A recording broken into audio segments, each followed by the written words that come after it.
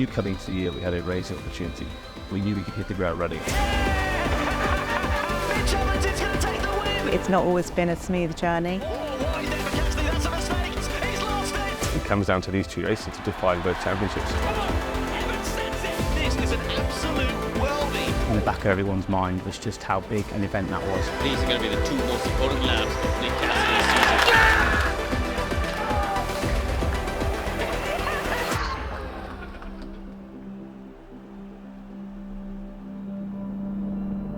It's round 15 of the 2024 ABB FIA Formula E World Championship. We're in the big smoke. 3 championships to decide here this weekend.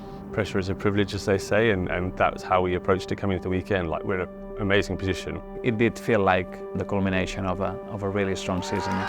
Victory in the Principality. It's a Jaguar 1-2. We were leading the teams and a 1-2 in the drivers. Jaguar have got a real opportunity to take the team's title here this weekend. They've got a 33-point advantage over Tag Heuer Porsche. We kind of came into it like any other event, but in the back of everyone's mind was just how big an event that was. It is time to go for what is possibly one of the most important qualifying sessions of the season. Felt very nervous, but also really excited about being in a home race and potentially winning a Teams World Championship in London. For Jaguar, it's been a long time since 1991 and a long time since they've been in this championship. 8 years in waiting.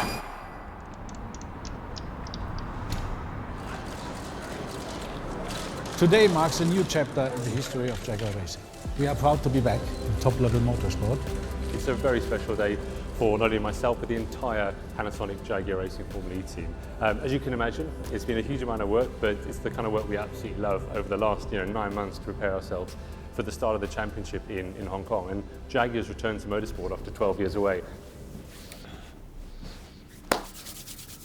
I joined the company in 2013, and one of the objectives, the main objective for me joining the company, was to look at a business case to bring Jaguar back into international racing. We are very, very proud. The 5th Jaguar victory and the 11th British victory at Le Mans. Racing is part of Jaguar's DNA. With Sterling getting the checkered flag, the race comes to an end with another arresting success for the Jaguars. So we wanted to find the right reason, not any reason though, the right reason to bring the brand back into racing. We looked at all sorts of things, but there was this startup formula which was announced in 2014 called Formula E, the world's first ever electric racing category. And around that time, Jaguar and JLR had the I-Pace in development.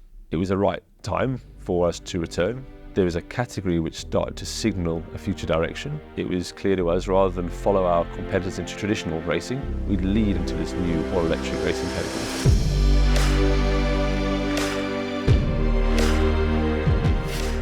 Setting the team up was an incredible time. It was intense, exciting, daunting, honestly every emotion you could possibly imagine, but overarching just a huge sense of responsibility to do this right. That's a Jaguar 1-2, there is absolutely no doubt about it. Sorry, I was looking at the camera again. I joined Jaguar TCS Racing right on day one. Yeah, so I'm one of the original crew, one of the OGs. I've been here since day minus 6 months, so right from the very beginning. I'm definitely in one of those original 4 that started the team of Jaguar TCS Racing. There were many of us. We were starting with nothing, just kind of an idea of how we needed to turn up at track and an aspiration of how we wanted to turn up at track, and we just had to piece it together from nothing. Designing a racing car in about 5 months, ready to crash test, was an incredible first feat that we had to overcome. That first year was so intense.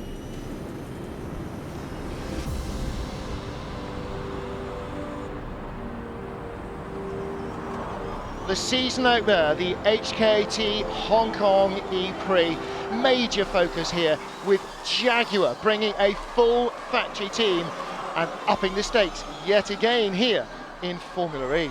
I'm really excited to be here and to start the season here as a rookie, and I can't wait for it to get underway. When we started the team, we knew probably wouldn't get top line drivers because we had to prove ourselves, right? Why would a championship contending driver come and join us? Yes, we had an incredible brand, but the reality is they knew that we would be learning to race and compete again. So we had to start with drivers that were in a similar place to us, learning this new category. And so looking at the driver market, Mitch was definitely on the radar. A lot of people sometimes forget how young Mitch was when he joined it. He had made huge progress through the lower ranks of the junior series and a fantastic talent. So we arranged a test with Mitch at Donington Park. He'd never been to Donington Park before, and we had a bit of a driver shootout, and the driver he was up against had the lap record from Formula 3 there. And by lunchtime, Mitch was quicker. And away we go, very good solid start from the front row men. Jumping up fast, Mitch Evans in the Jag. Yeah, that first race in Hong Kong, it was definitely not easy, right, against very, very good competitors who already had 2 years racing Formula E. Mitch Evans on the fringes of the top 10 on Jaguar's debut in 11th place. With one car, we knew we weren't going to finish the race, and yeah, with the other car, it was just about kind of getting a race distance under our belt. But yeah, they were difficult days. The fuel gauge is on empty, the light's been blinking. Mitch Evans out of the race. Probably talked about learning a lot, taking away data and learning.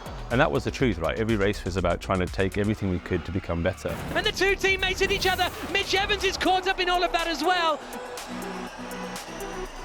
Smashed from every which way. One of the Jaguars has stopped in turn 6. I'm not going to lie, it's hard. It's hard when you know you get up in the morning and probably you're not going to be inside the top 10. Sports is very binary, that there's a winner and there's a loser. And just being able to pull yourself back round takes a lot. Sideways. Yikes! Broken steering, Dario. Big damage. We were right at the back of the grid. We were finishing P17, 18, maybe worse sometimes if we finished at all. And then over the years, slowly building up our performance credentials, our capabilities, our strength as a team. The new Jaguar team right up the order, running second and third. Every time we turned a wheel, we learned something new and we improved. As we learned, we become more competitive. As we learn, we become more dangerous. Mitch Evans absolutely revelling in the handling characteristics of this season's Jaguar car. The moment we designed our first car, which was season 4, that transformed the ability of Mitch to be able to go out and compete. Mitch Evans just off the podium in 4th position. Audi were disqualified and it put us onto the podium. I remember receiving the trophy on the aeroplane. It felt like an inauspicious moment to get our first trophy. It was a watermark moment that we knew that the tide was going to turn. And we thought by year 3, we'd probably be in a position where we could start genuinely challenging.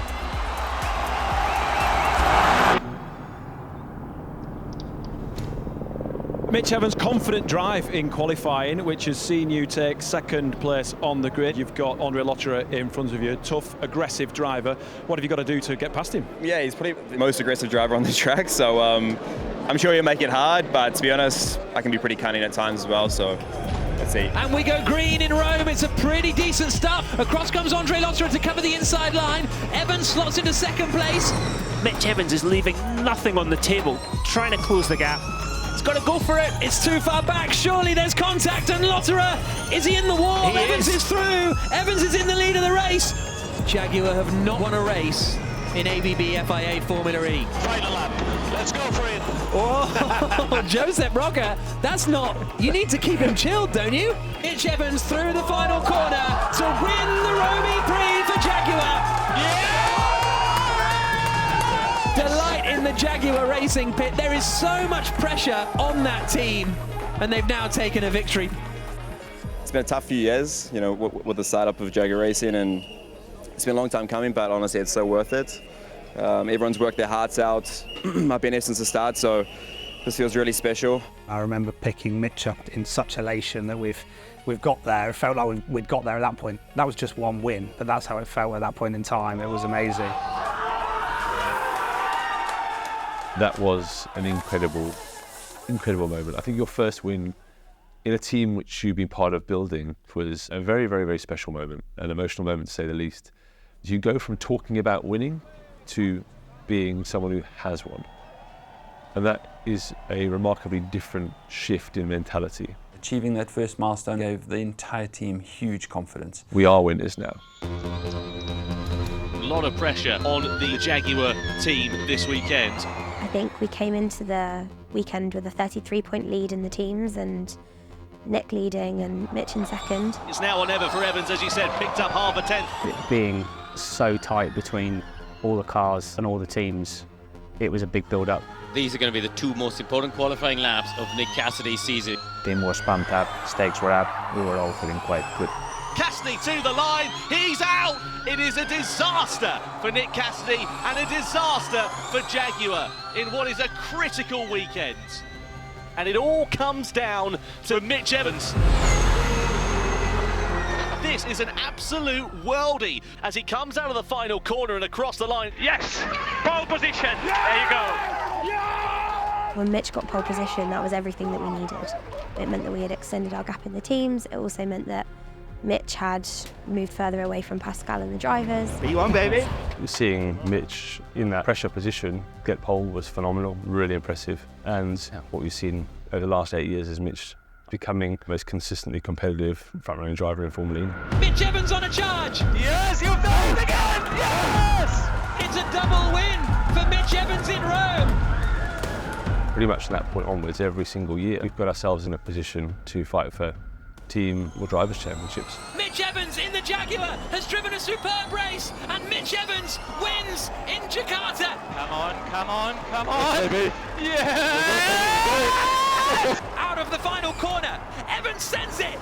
Mitch Evans wins 2 in a row. Victory in Berlin. A 1-2 for Jaguar. In a lot of sports, whether it's golf or tennis, people have an affinity with a certain place, don't they?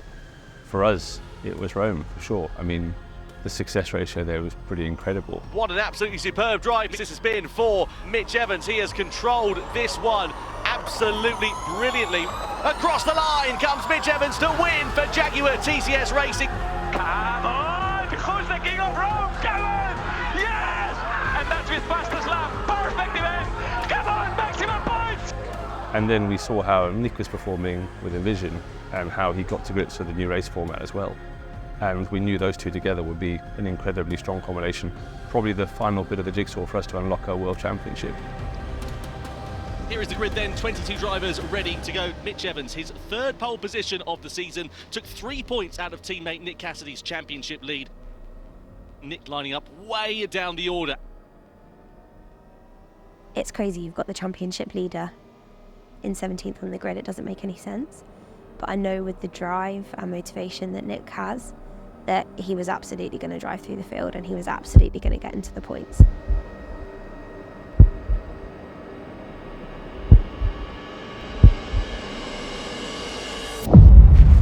Lights are out and we're underway. Good start from Evans off the front row of the grid. The pressure has been on him all weekend. Cassidy is really picking up the pace. He's been able to move his way up into 10th position. Nick slowly fought his way up. There was some drama in a few places. Oh, contact into turn 3. Dennis muscles his way through. What the was that by Dennis, man? He just shoved straight into me. Mitch Evans is putting the pressure onto Sebastian Buemi for the lead. Lots of pressure, but to see both drivers really dig deep was super impressive. One more corner to go. It is game on for the title on Sunday here in London. Mitch Evans in 2nd place. Cassidy will be classified in 7th place at the checkered flag, consolidating the loss in the championship to a smaller margin than it would have been otherwise. After the results on Saturday, both drivers absolutely in the sweet spot for the drivers' title. We'd extended the team title by 3 points, even though it had been a tough day for Nick. An amazing result coming through to 7th, having been assaulted by a few cars on his way through, which was tough, to think he's in a World Championship contending position. And he wasn't given any favours, shall we say, on the Saturday. But he absolutely drove brilliantly, calmly, stayed out of trouble, even though others were trying to cause it, and brought those points home. Here we go, big Nick on set. 3, 2, 1, action, baby. Right, a bit harder. Nick Cassidy joining the team this year has been a phenomenal addition. Immediately we could see how quick he was, how he approached his racing in a really intelligent way. He's an absolute detail fanatic and he logs information like the biggest supercomputer. Nick brings a technical understanding to our car that drives a lot of our engineers and a lot of the people in here to just want to strive for finding more performance all the time. You can always find his pace almost immediately. It's the opening round of the 2024 ABB FIA Formula E World Championship, Mexico City. We came into season 10 with a car which we knew had been the benchmark in the year before, the Jaguar Type 6 statistically more wins, more podiums, more fastest laps, more pole positions. The pressure's ramping, the crowd is here on the grid, the atmosphere's building, the grandstands are filling up. It's going to be a bit of a dogfight today, it really is. We knew we had the team, we had the car, we had the drivers. So going into the season, we knew we were in for a big one. Formula World Championship is go in Mexico City. Cassidy is driving so beautifully at the moment. Nick Cassidy in third, and Mitch Evans does hold on to fifth place. Guys, first weekend with Jaguar TCS Racing, P3 finish. Crowd are going nuts, really cool. Nice way to start. Cheers. We really wanted to start the year in a very competitive way, and we started out in Mexico with strong points. We rolled that into Saudi Arabia. Cassidy into third. What a dramatic end. Lights out and we're underway. Good start as they head down towards the first corner. It's 3 wide. Cassidy looking for the outside line. Cassidy's going to go into attack mode. He does at the start of lap 7 there. Just going to be comfortably into the race lead, isn't it? That's beautiful. Yes! This is a big lap here from Cassidy. He's done all the hard work. Nick Cassidy has controlled this one calmly at the front. He rounds the final corner for Jaguar TCS Racing to take the win in round 3 of the Diriyah E-Prix. It's Jaguar and Cassidy on top. Great job from Jaguar TCS Racing. We won in Saudi Arabia, how good?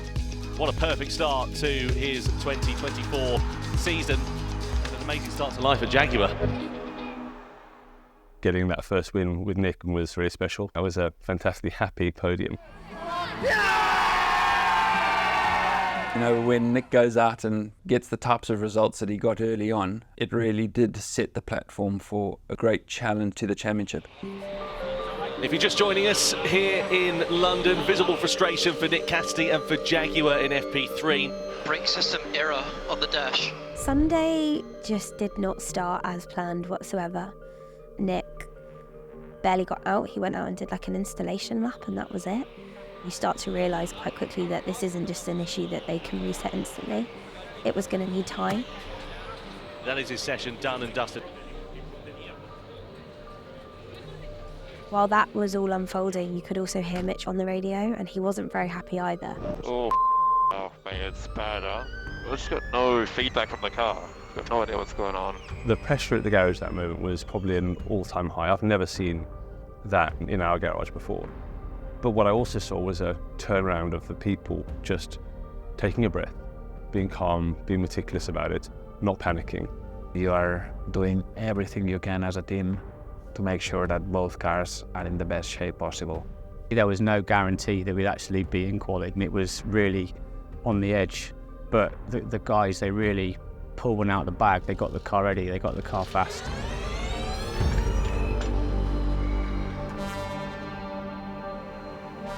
Nick's got to come out and perform without a lot of practice. It's a bit like a professional golfer teeing off at a major without having a warm-up, right?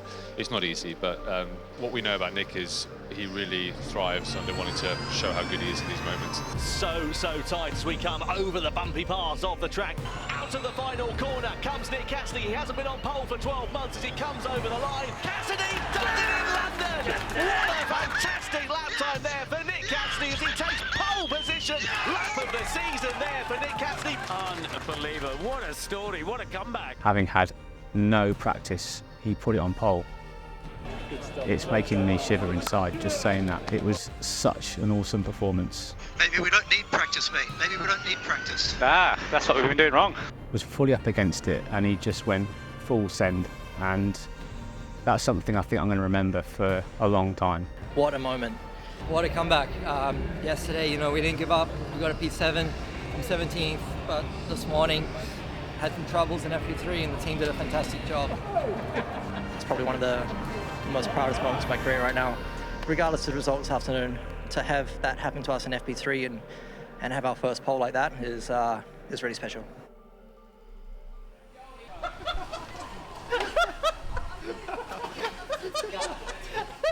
If I look back over the year, we made sure we gave both drivers equal opportunity to fight for the Drivers' Championship. In some teams, there's very clearly been a number 1, number 2 driver. For our two guys, we don't think that's fair. They're both good enough to win. They're both good enough to be champion. We felt it was our duty to treat them as fairly as we can. They are really competitive inside the car, and that drives both of them. You know, when you have a teammate who's incredibly fast, it pushes you to dig even deeper. So we have, I think, a really very complementary driver lineup, and this season has shown that. It's time for the jewel in the crown on our season 10 calendar. Yep, it's Monaco. It's the Super Bowl of our world, right? It's the crucible of racing. It's the best amphitheatre, I think, for sport in the world. It's just a phenomenal place to have a sporting event. We had been chasing the Monaco wing for the last 3 years. And Franz gets second, does he? Yes! Evans ran out of energy, he had to come off the throttle. So that was one that we really had to take.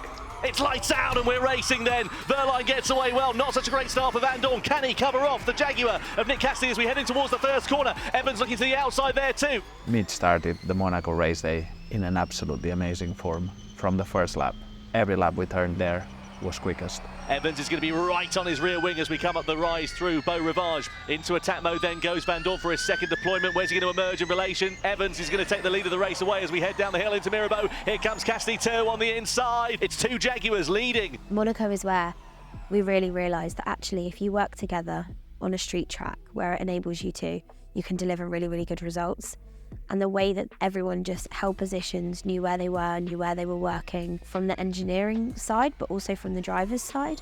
The way that they worked together was absolutely phenomenal. Jaguar playing the team game here. They're using Cassidy to back the pack up. Watch Evans. He's going to take attack mode, I think, on this lap. Yes, he does. And he will hold the lead. This is fantastic team strategy here. Sprito, Mitch.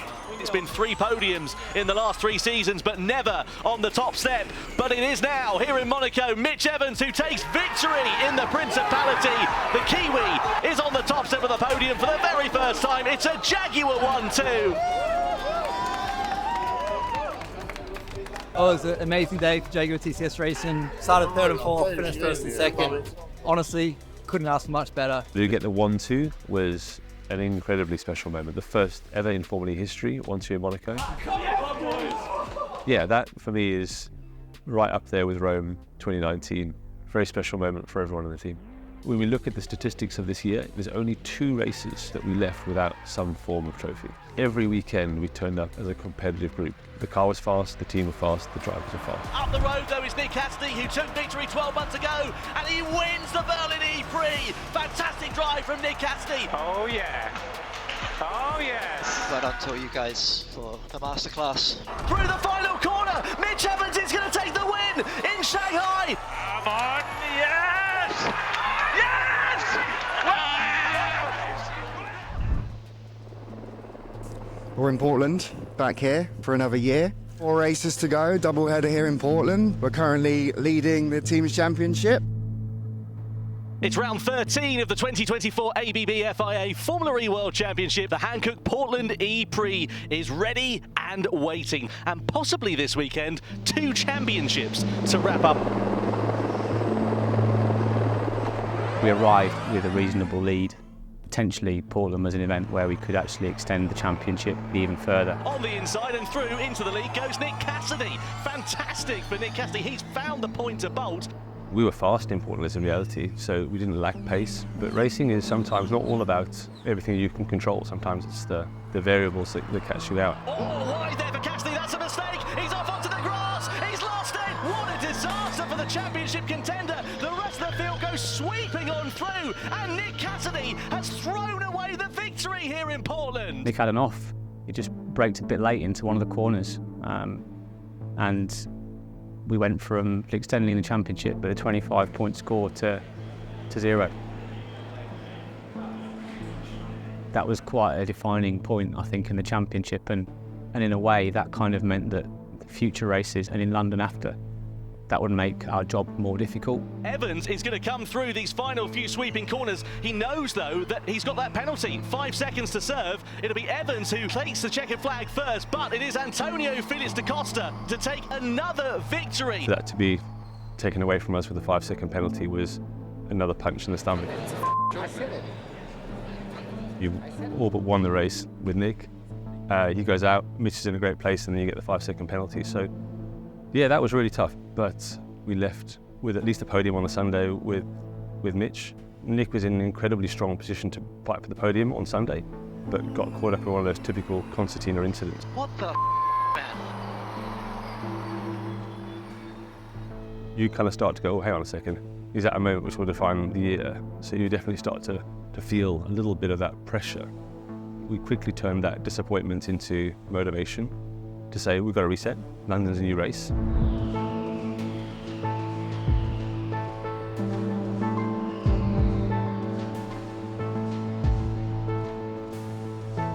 Sunday is the final race day, right? Just everyone go out and do your best. Give them both an opportunity to try and win the race. And from a team point of view, yeah, let's get that first team championship since '91 over the line. The whole team has had the pressure. James, being the front face of it, has been the one having to deal with everything directly. I think James's impact is on every level, really. He's always had a vision that has been super clear. I know what I need to achieve, and I kind of know what James' expectations are too, and that's the very best. The passion he has behind the team is something that drives me to continue fighting, continue putting in the 110%. James Barclay's always been a really big believer in no blame culture, and I think we've always had a good culture. But I think that this season it's been better than it's ever been. People believe in this team, people want to be here, and I think that that kind of camaraderie and then putting everybody together is also why we've ended up where we are. The thing about motor racing, especially in something like Formula E where the cars are all so close, fundamentally what can make the difference between winning and not winning are the people. I talk about making memories together, and that's what we've been doing for the last 8 years. We're making memories. You know, we want to be the generation that adds a positive new chapter to Jaguar's history.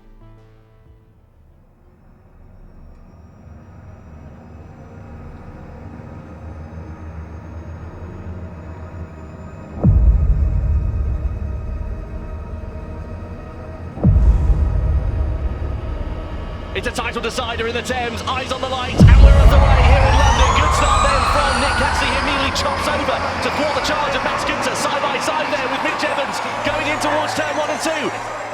Jaguar 39 points ahead of Porsche in the Teams Championship with only 44 left on the table. Come on, come on. It's Cassidy that leads, Evans, Günther streaking on through as they come over the bumpy part of the section. This is getting punchy between the top three. Championship on the line here. Da Costa just smashed into the side of me. Oh, spins it round. Puncture, rear right puncture. Oh, Nick Cassidy and debris on the track, and championship over for Nick Cassidy. I'm out, guys. I'm out. I'm out. The suspension is broken, guys. It's broken, guys. Head in hands time here for James Barclay. What a disaster for him. This has completely changed the complexion of this race. Evans has missed attack mode again for a second time in succession. Oh, I missed it. Evans now 4 seconds behind. Has the Teams Championship trophy slipped through their fingers. And there goes the winner, number 6 Jaguar. Hawthorne tours slowly back to the pit, and the applause. We regularly now go back to the 1950s and we say, oh, we had this fantastic success in the 1950s. Yeah, that's fantastic. That was 75 years ago. Privately entered Jaguars, first, second, third, fourth. We talk about the success we had in 1991. That's fantastic. That was 30 years ago. The Jaguars are going to cross the line. Already the champagne is spraying and the Union Jacks are waving the marshal. Evans in third place. It's not quite sealed up, and if it stays as it is, they will be crowned as the Teams champions.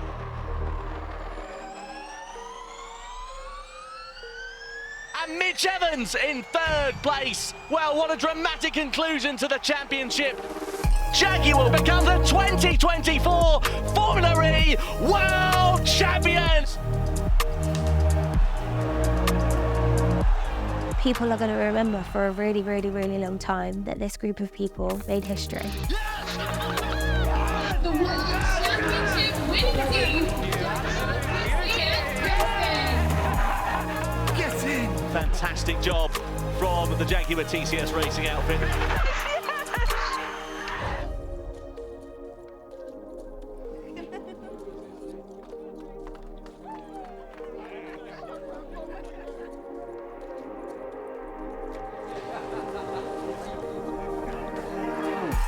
winning the Teams World Championship, also winning the Manufacturers' Cup was the culmination of 8 years of hard work, literally blood, sweat and tears. It's a cliche, but it's true.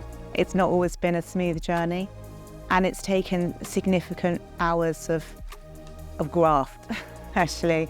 This is not something that you just come in 9 to 5 and go home and switch off. You think about it constantly, lose sleep over bad races, bad moments. You completely invest yourself in it, and that means that when it gets to the moments that are the highest, they're the most amazing. When you get to the lowest, they're really tough. People dedicate their lives to what they're doing here. This is not always just about a job. We come here and we wake up every morning because we want to race and we want to prove we're the best and we want to compete against the best. Again, from a blank sheet of paper, racing one of the best car manufacturers in the world in Porsche, and to beat them to 2 titles is something you can't underestimate, and I feel so privileged to be doing it with this group of people and to see them realise what they've achieved.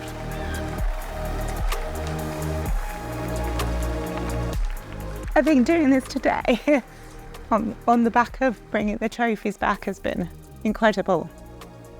A really incredible thing to do. You realise that you've got 2,000 employees behind you at JLR that have come out just to give you a round of applause. And then all the messages start flooding in of the congratulations, because it is a massive achievement that will go down in history. The drivers have slipped away this year, but we'll learn from this and we'll come back and we'll win it next year. That will be a great motivation for season 11. We can use this as a platform to go and get more.